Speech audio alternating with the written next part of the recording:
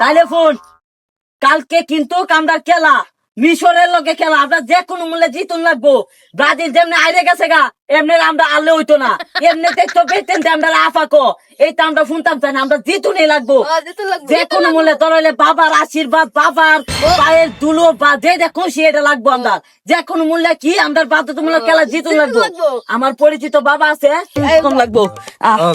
এ আহা বাবা বাবা বাবা বাবা কাকু আমরা খেলা বাবা অবশ্য এখন কি করতে পারি আমি? বাবা দেখুন মনে আমরা খেলাটা জিতুন লাগবো বাবা।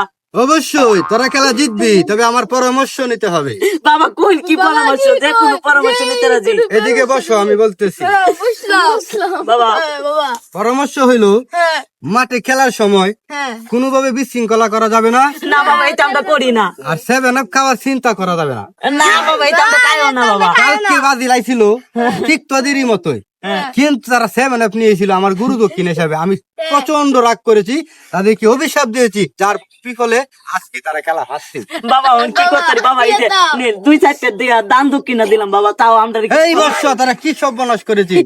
এই গরু দক্ষিণা তো 7 আপ কালকেও আমাকে বাতিল দিয়েছিল, আজকে তাদের পরিণাম বিমানে করে চলে যাইতে হয়েছে। বাবা কি চাষ চলে যাবি? তাহলে কি আমরা ভুল করলাম না? অবশ্যই তারা ভুল করেছে। না না না আর হবে না, এই গরু দক্ষিণ আমার লাগবে না। আমি মন থেকে দোয়া করে দিলাম তোরা ইনশাল্লাহ কালকে জিতবি। বাবা জিতবাম তো ইনশাল্লাহ জিতবি। বাবা এবার বাবা বাবা বাবা যা করে সবকিছুই মিলে।